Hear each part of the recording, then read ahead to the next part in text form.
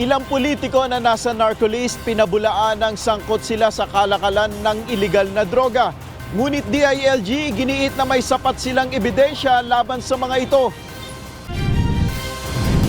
Supply ng tubig sa Metro Manila sa loob ng 150 araw, pinatitiyak ni Pangulong Duterte. Level ng tubig sa Angat Dam tatagal pa hanggang sa pumasok ang tagulan. Publiko pinaalalahanan ng Department of Health na takpan ang mga inibak na tubig upang hindi pamugaran ng mga lamok na may dalang dengue virus. Alamin paano ba dapat ituring ng mga lalaki ang mga kababaihan.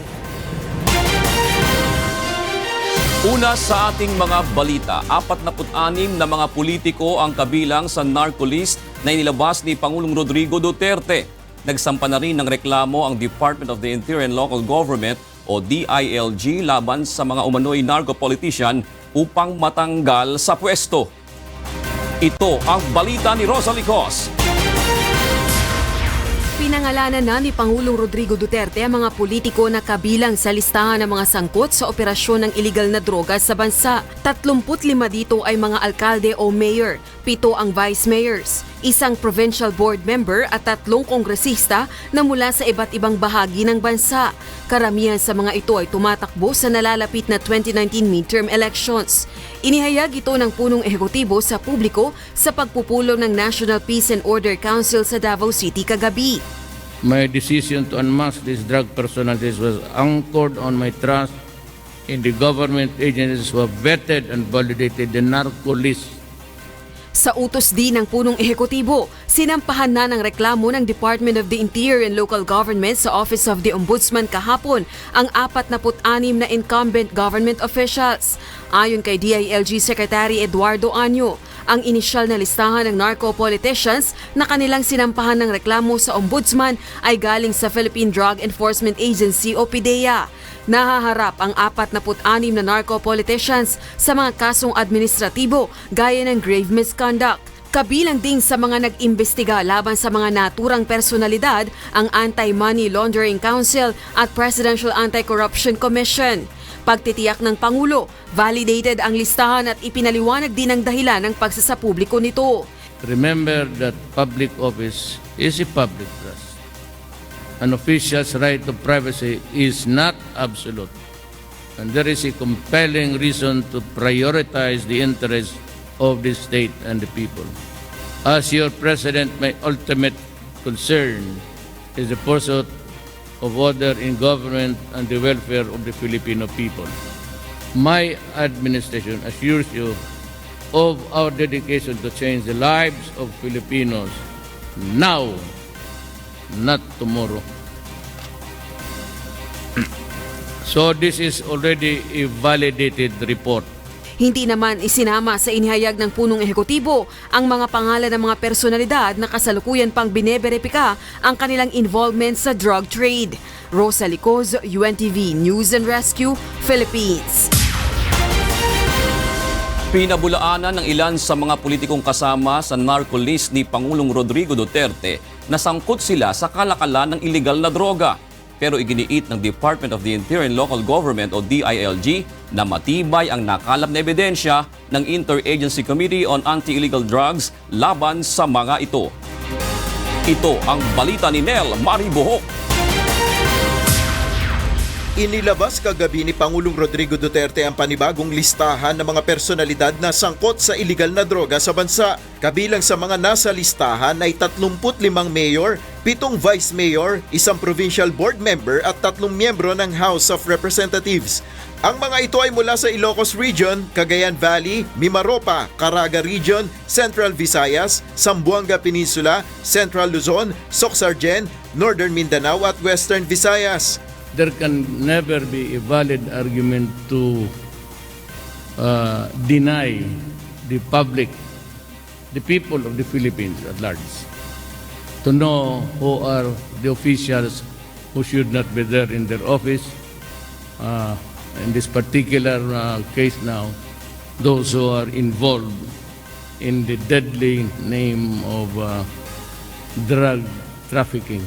Ayon kay DILG Undersecretary Jonathan Malaya, inilabas nila ang narcolist dahil bahagi ito ng kanilang responsibilidad at wala naman umano itong kaugnayan sa paparating na eleksyon. So itong lahat ng 4 na ahensyang ito ang nagtulungan para mabuo itong listahan na ito. So we are fairly confident na mabigat ang ating mga ebidensya at sana panigan tayo ng ombudsman. Siniyasat rin anyang mabuti ang narcolist ng Philippine Drug Enforcement Agency na siyang nangunguna sa Interagency Committee on Anti-Illegal Drugs sa pakikipagtulungan na rin ng Philippine National Police, Armed Forces of the Philippines at National Intelligence Coordinating Agency. I would just like to assure ang ating mga kababayan at even yung mga nagsasabi na negative campaigning na wala po kaming intensyong ganun, no? This is just incidental na panahon ng eleksyon ngayon.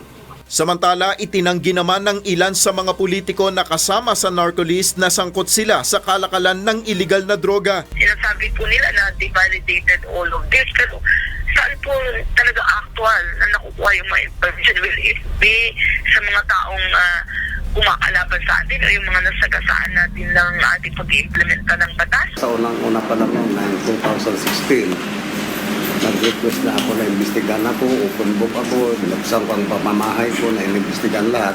Ang meron namang resulta na puro negative lahat ang result. 2017 pa lang, kumakalat niya involved ako sa drugs. Binabaliwala ko lang kasi walang katotohanan yung bagay na yun.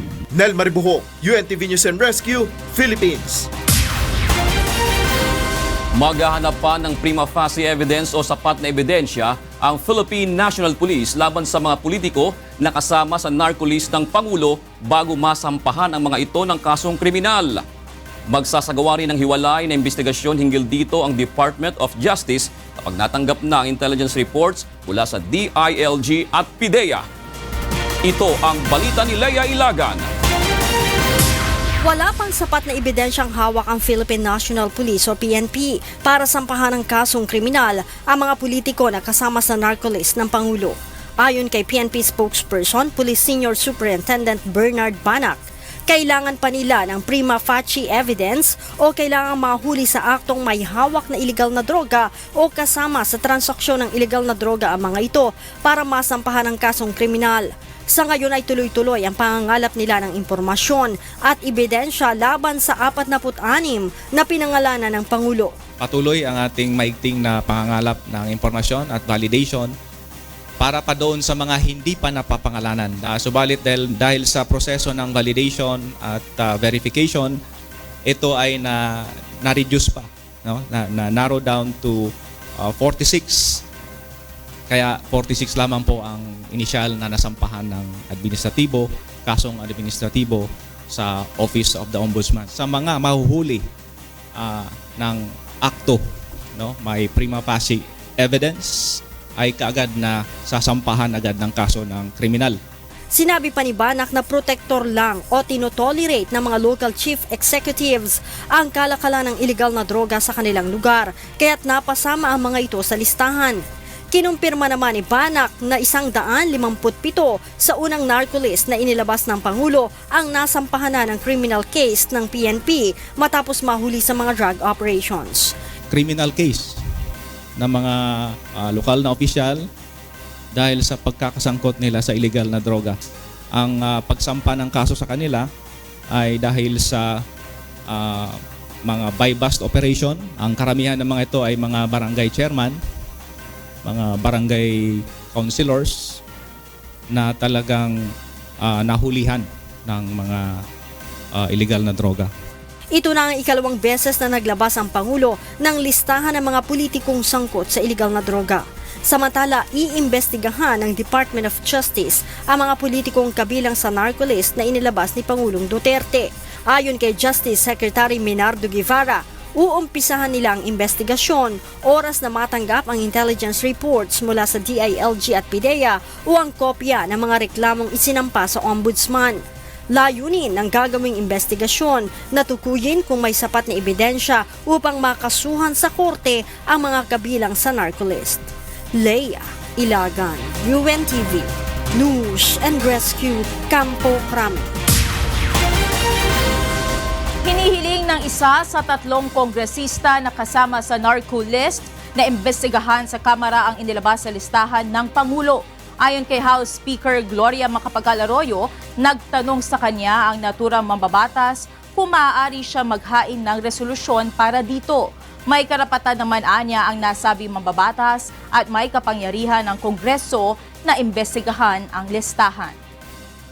I said he may have a hearing not in aid of legislation, but in exercise of the oversight on the dangerous drugs law. Apektado rin ang water service interruption ng ilang police station kaya napipilitan ang mga pulis na bumili ng tubig para may magamit ang mga otoridad at mga bilanggo. Nagpaalala naman ang mga bumbero na hindi maaaring inumin ang tubig na nanggagaling sa mga fire truck. Ito ang balita ni Asher Cadapan Jr. Problema pa rin ang kakulangan ng tubig sa ilang lugar sa Metro Manila. Patuloy pa rin nagpapatupad ng water service interruption ang Manila Water sa mga sakop nitong lugar sa National Capital Region at mga kalapit na lalawigan.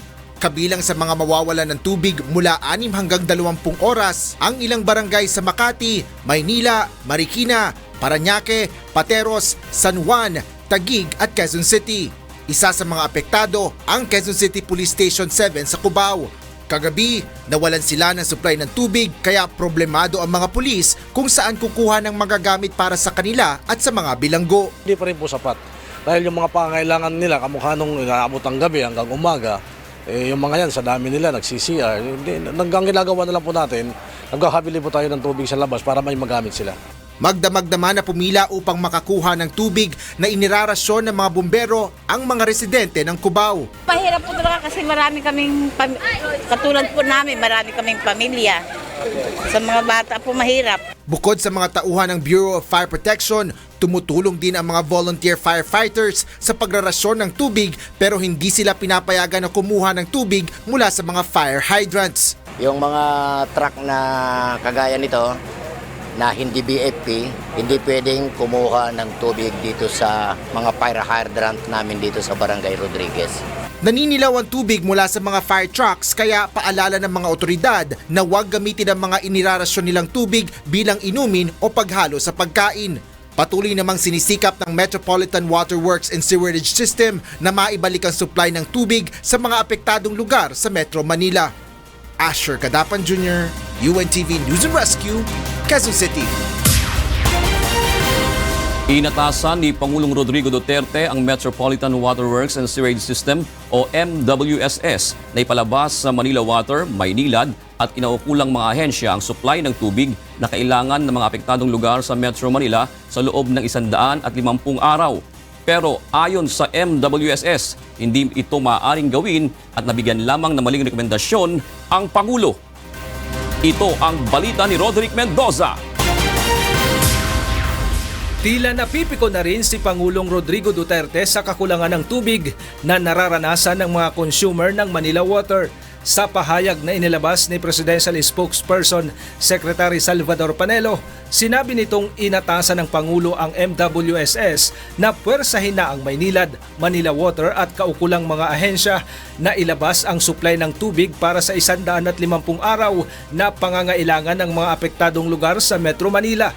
Babalapaan niya ng Pangulo, personal nitong pananagutin ang kaukulang mga opisyal kapag hindi ito nagawa hanggang kaninang tanghali. Pero ayon mismo kay MWSS Administrator Reynaldo Velasco, imposibleng magawa ang utos ng Pangulo. I think the recommendation that were given to him are not the right recommendation. He texted Secretary Bingbong to brief the President what is the real situation. Sabi nito, inilabas na nila lahat ng tubig na kayang i-accommodate sa Lamesa Dam na 4,000 million liters bawat araw. Hindi na niya ito kayang higitan pa dahil bibigay na ang mga aqueduct at tunnel na dadaanan ng tubig. So that is not the solution. Ang solution itong ginagawa natin ngayon. So I already assured the President that through Secretary Villardia that please assure the President that MWS will solve this at its level. Ang solusyon ayon sa hepe ng MWSS ay mapunan ang 150 million liters bawat araw na kakulangan sa supply ng tubig ng Manila Water. Ang 50 million liters nito ay manggagaling sa Cardona Dam na pipiliting mabuksan ngayong buwan. Ang karagdagang 100 million liters ay magmumula naman sa mga deep well na huhukayin ng Manila Water. May pahintulot na rin ito ng National Water Resources Board o NWRB. Sabi ko nga wala nang sisiyan ito, pero just for your information, lahat ito dapat ginawa long time ago na eh. Sinabi pa ni Velasco na walang mabilisang solusyon sa problema. Ang magagawa na lamang ng mga apektadong residente ay magdagdag pa ng pasensya at magtiyaga sa mga pila. Roderick Mendoza, UNTV, News and Rescue, Quezon City. Binuksan na ng Maynilad ang isa sa kanilang mga balbula na magbibigay ng dagdag na supply ng tubig sa Manila Water. Samantala tuloy na sa Lunes ang pagdinig ng Kamara sa problema sa kakulangan ng supply ng tubig sa ilang lugar sa Metro Manila at sa mga kalapit na lalawigan. Ito ang balita ni Grace Casin. Unti-unti na umanong makakaramdam ng ginhawa ang mga customer ng Manila Water dahil kanina formal nang binuksan ng Maynilad ang isa sa kanilang mga balbula sa kahabaan ng West Avenue sa Quezon City para bigyan ng dagdag na 50 million liters per day ang Manila Water. Progressively, i-increase po yan to 50 MLD dahan-dahan dahil meron nga pong gagawin plus the deep well. So pag pinagsabay-sabay po natin, aabutin pa rin po tayo ng April hanggang May. 1997 pa nang isara ng Maynilad ang nasabing balbula. Ayon sa MWSS, noong kinulang ng supply ng tubig ang Maynilad sa kasagsagan ng El Nino noong 2015, sumaklolo rin sa kanila ang Manila Water, kaya hindi tumagal ang water shortage noon. Kasama po yun sa concession agreement na magsisharing ng water in cases of emergency.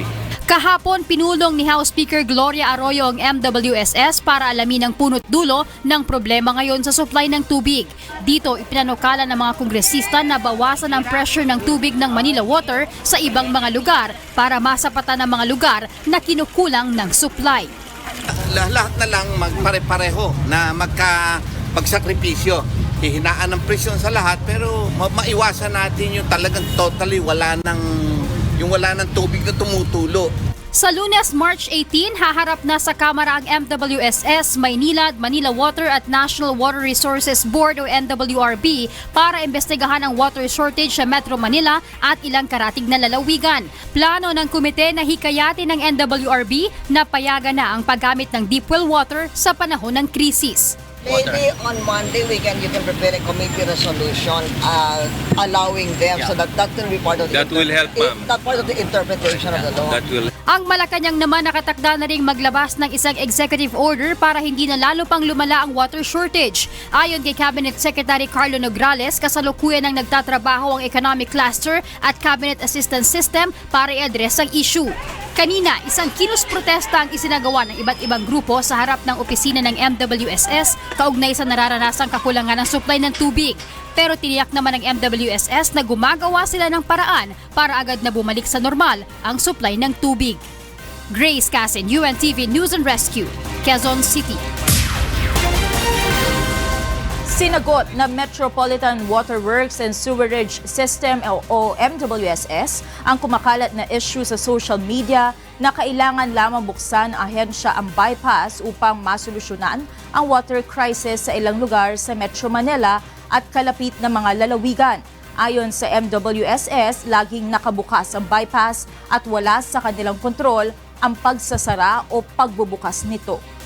Ito ang balita ni Monokso. Paano kung sa isang pihit lamang ng balbula ay problem solved na ang nararanasang water crisis sa ilang bahagi ng Metro Manila? Isang post ngayon ang trending sa social media na may hashtag #OpenTheBypass. Nagsimula ang usapin sa Facebook post ni MWSS Chief Regulator Patrick T na na-screen grab ni Facebook user Miles Hamito. Ayon sa post, sinabi ni Patrick T na kailangang maitayo na ang Kaliwa Dam at iba pang proyekto upang masolusyonan ang lumalalang problema sa kakulangan ng tubig. Subalit nagkomento sa post ang isang nagngangalang Angel Salazar at sinabing buksan ang bypass at mareresolba ang problema. Nasundan pa ito ng komentong nagsimula lamang daw ang problema nang ipag-utos ng MWSS na isara ang bypass. Sinabi rin ni Angel na tanging ang MWSS lamang ang makakapag-utos na buksan ng bypass. Kinuwestiyon ng mga nagkokomento sa post ang kredibilidad ni Angel Salazar at doon nito sinabi na isa siyang dating empleyado ng Manila Water mula 1982 hanggang taong 2012. Sinabi nito sa kanyang post na alam niya ang buong sistema kung paano nakararating ang tubig sa mga customer mula sa Umiray River at Angat Dam. Sa ngayon, nasa mahigit 55,000 shares na ang post sa Facebook at halos 10,000 comments. Matapos mag-trend, isang presko ng agad na ipinatawag ng MWSS upang linawin ang issue. Ayon kay Patrick T., hindi nila isinasara ang bypass dahil dito nakukuha ng Manila Water ang kanilang alokasyon na 1,600 million liters na tubig. The bypass is always open to provide the 1,600 MLD of Manila Water. They've been receiving the 1,600 MLD. Manila Water is confirming that they have been receiving the 1,600 MLD. I think let's stick to the issue that is totally false. That is fake news. We did not order the closure of the portal. So parang sana naman at least maintindihan ng mga publiko, the portal is open. Wala rin aniyang kontrol ang MWSS sa bypass na ito. The MWSS Regulatory Office has no control over this bypass. The two of them are in coordination. They are talking to each other. Maynilad and Manila Water. Sa tanong naman na bakit hindi na lamang dagdagan ang alokasyon nang matapos na ang problema, narito ang sagot ng MWSS. Unfortunately, the infrastructure, it's only 4,000 ang kaya. 4,000 MLD lang ang kaya ng existing structure. So, even if the NWRB gave us an additional 2 CMS, it could not reach Metro Manila. It's basically saying that, yes, there's a lot of water in Angat, but it cannot go here. We cannot transport the water here to address the current problem. Sinisi naman ng MWSS ang Manila Water dahil sa nangyaring mismanagement nito. Ang una ay ang hindi natapos na Cardona Water Treatment Facility at pangalawa ay ang miscalculation sa nangyayaring water shortage problem. Is it the fault of the public? I don't think so, because it really should be Manila Water that should have properly done the simulation and should have anticipated that issue. Ayon sa MWSS, gumagawa sila ng paraan ngayon upang masolusyonan ang problema. Sisikapin nila na mag-normalize ang supply ng tubig sa mga customer ng Manila Water pagdating ng buwan ng Abril. Tugon naman ng Manila Water sa issue. We will energize partially within the month, perhaps 31 million liters per day muna, bump it up to 50 by end of March or early April, and then another 50 for a total of 100 sometime August. Mon Hokson, UNTV News and Rescue, Quezon City. Kakayanin pa rin ng Angat Dam na suplayan ng tubig ang Metro Manila. Ito ay sa kabila ng nararanasang init na panahon at epekto ng El Nino. Ito ang balita ni Ray Pelayo. Sa kuha ng UNTV drone, kita ang mga sul-ngasul na kulay ng imbak na tubig ng Angat Dam. Nangangahulugan na malalim pa ito kahit na patuloy na nagpapakawala ng tubig. Ang Angat Dam ay nasa 62,000 hektarya ng Angat Watershed sa Norsagaray, Bulacan. Inabot ng 6 na taon na natapos noong October 1967.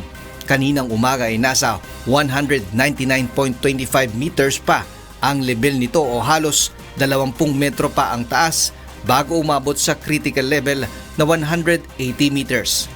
Sarado ngayon ang mga gate nito at posibleng sa tag-ulan na muli magbukas. Ayon sa National Water Resources Board o NWRB, hindi pa sila nagbabawas ng alokasyon para sa Metro Manila at mga sakahan sa Bulacan at Pampanga. Sa tingin po natin, yung regular na alokasyon na binibigay ng NWRB para sa water supply sa Metro Manila at irrigation ay kasalukuyan po ay natutugunan naman po natin. Araw-araw ay nasa 4 na bilyong litro ng tubig ang pinapakawalan ng Angat Dam para sa mga water concessionaires na Maynilad at Manila Water. Ito ay dinadala naman sa mga residente sa Metro Manila. Nasa 96% ng pangangailangan sa tubig ng Metro Manila ay nanggagaling dito sa Angat Dam.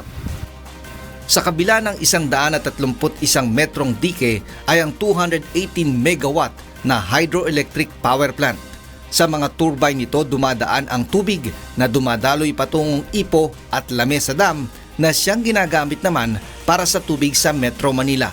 Kahit na mahigit sa 50 taon na ang dam, ay napalawig pa ang operasyon nito ng panibagong 50 taon matapos laparan ang dike na ginastusan ng bilyong piso. Ray Pilayo, UNTV, News and Rescue, Angat, Bulacan. Ipinagdiriwang ngayong buwan ang Women's Month bilang pagkilala sa kontribusyon ng mga kababaihan sa lipunan. Kaugnay nito, paano ba ang nararapat na pagturing ng mga lalaki sa mga kababaihan?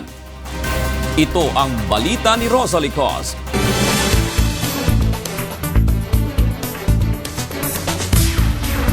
Dalawamput-anim na taon nang nagsasama bilang mag-asawa sina Mrs. Maya at Mr. Michael Rosario. 3 ang kanilang anak at 2 sa kanila ay nakapagtapos na ng kolehiyo. At hindi lang sila sa bahay magkasama, maging sa paghahanap buhay, araw-araw silang nagkikita.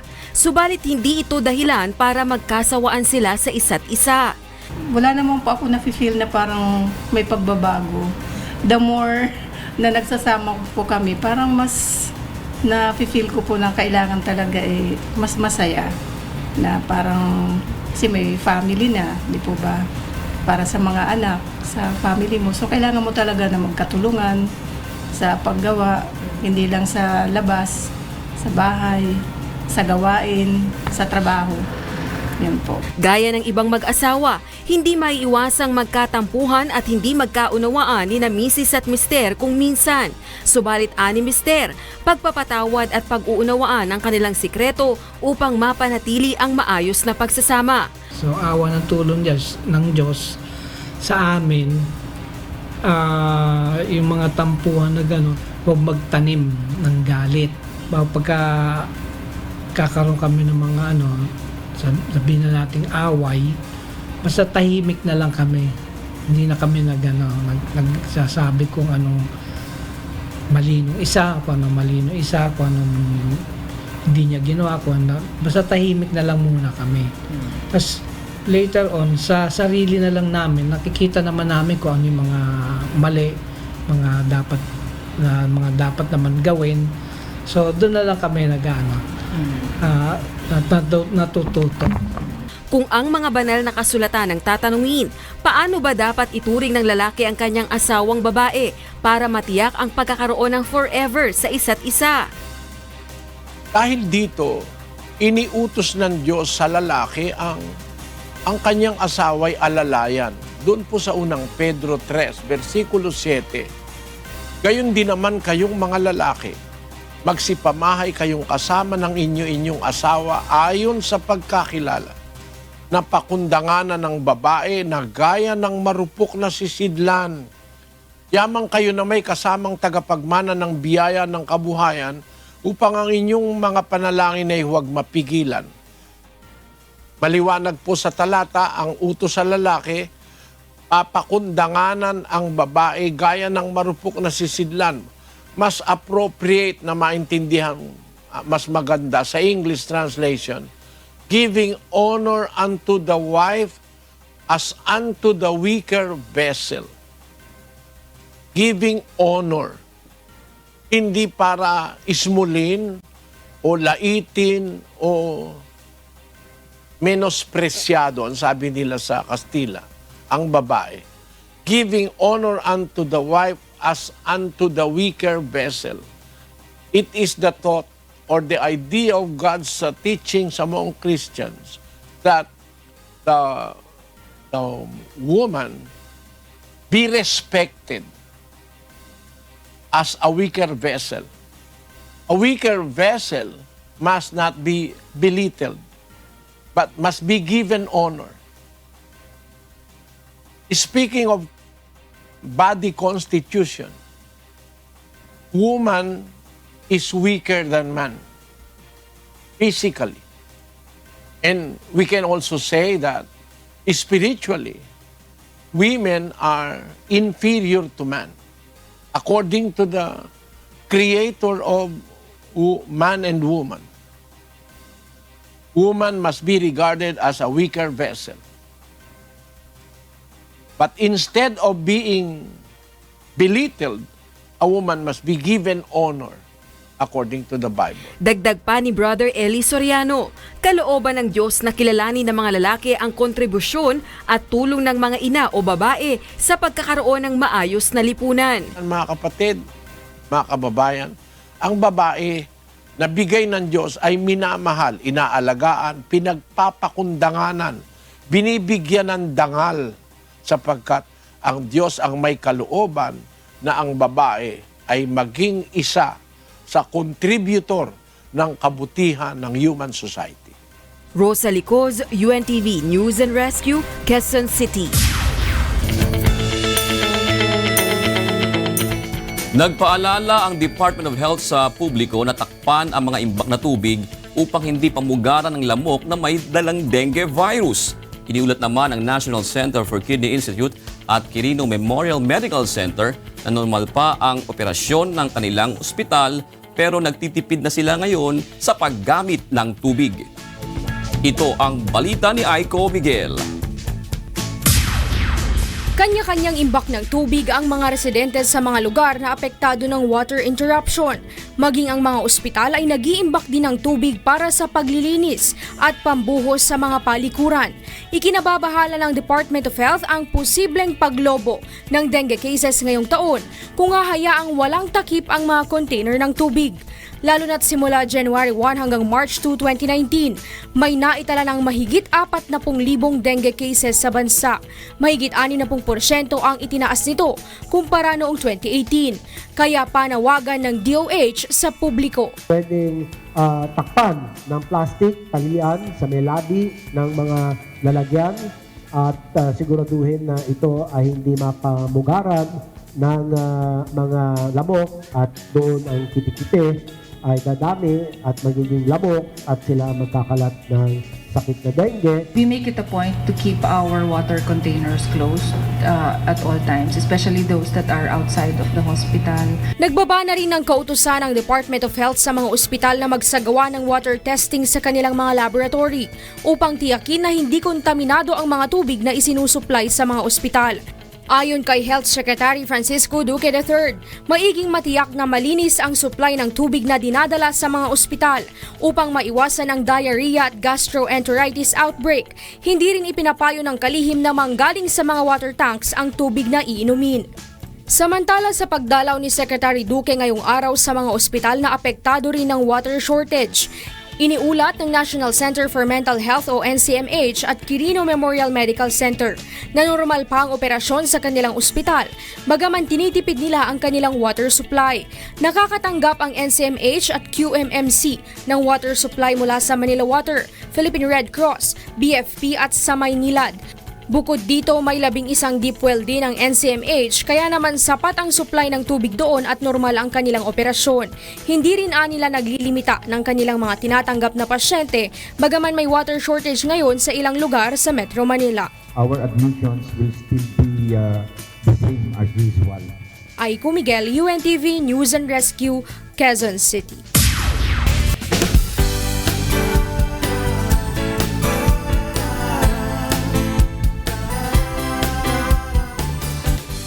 Muling nagsagawa ng bloodletting activity ang Members Church of God International sa Auckland, New Zealand.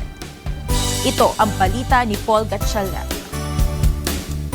3,000 donors ng dugo kada linggo ang kailangan upang dugtungan ang buhay ng tinatayang 29,000 pasyente kada taon dito sa New Zealand. Kaya pinaigting ng New Zealand Blood ang kanilang donation drive upang matugunan ang pangangailangang ito. Hindi nagatubili ang Members Church of God International sa kampanyang ito ng New Zealand Blood. Kahapon ay nagsagawa ng bloodletting activity ang grupo sa QBE Stadium. Halos 9 litro o 9 na bags ng dugo ang nalikom sa quarterly event na ito. Nagpapasalamat kami sa MCGI sa patuloy na pagsuporta sa adhikain ng NZ Blood na suplayan ng dugo ang lahat ng mamamayan ng New Zealand sa pamamagitan ng bloodletting activity na ginagawa nila na regular kada 3 buwan. Ang NZ Blood ang natatanging organisasyon sa bansa na nanongolekta ng dugo at ibang serbisyo na nauukol dito. Mula sa Auckland, New Zealand, Paul Gatchalian para sa Serbisyong Kasambahay.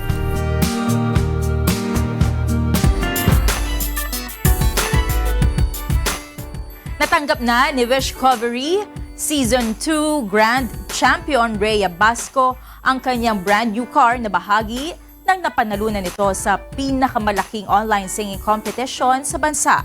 Samantala, puspusan na ang paghahanda ni Rhea dahil siya ang magiging front act ng Supreme Concert ni KZ Tandingan sa Dubai. Ito ang balita ni Mirasol Abugadir. Ladies and gentlemen, your Wishcovery Season 2 Grand Champion, Chuji Marcelo Rhea Basco. Halos 3 linggo na ang nakalipas mula nang makamit niya ang titulo bilang Grand Champion ng kauna-unahan at pinakamalaking online singing competition sa bansa, ang Wishcovery Season 2, The Singer and the Song. Ngunit hanggang ngayon ay hindi pa rin makapaniwala ang dentistry student mula sa Taguig City na si Rhea Basco sa kanyang magandang kapalaran. Nandito pa rin po yung parang feeling ko na regular person pa rin po ako, ganyan. Tapos meron pong ibang nakakakilala sa akin or tumitingin po, ganyan. So parang nakakagulat din po. Kanina, ipinagkaloob na kay Rhea ang brand new car na kasama sa kanyang grand prize bilang Wishcovery Season 2 champion. Inabot sa kanya ang susi nito ng mismong innovator ng Wish 1075 at Wishcovery na si Kuya Daniel Razon.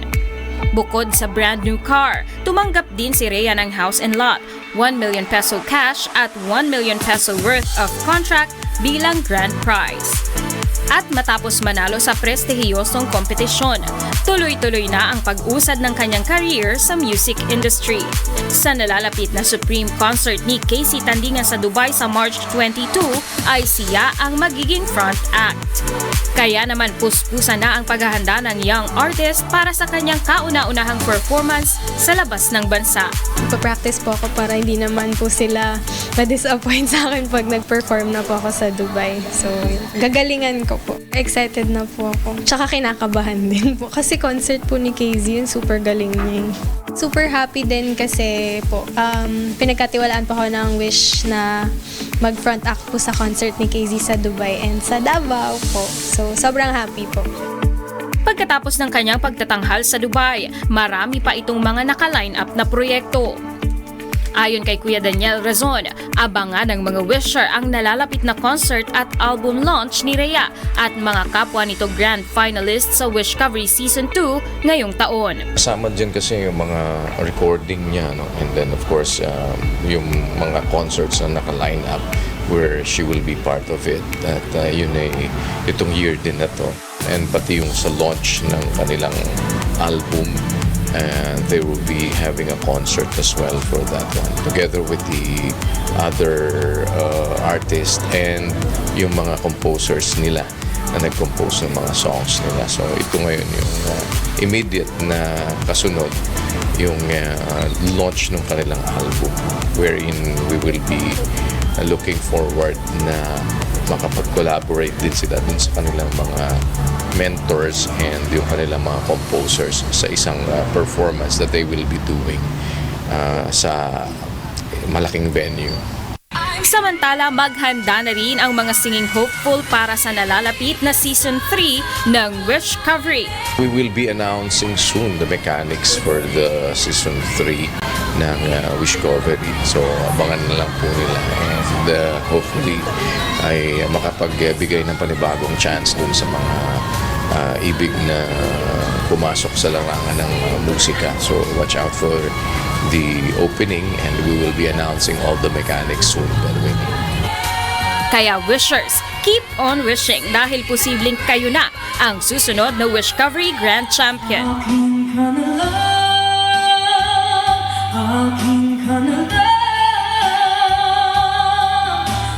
Mirasol Abugadil, UNTV News and Rescue.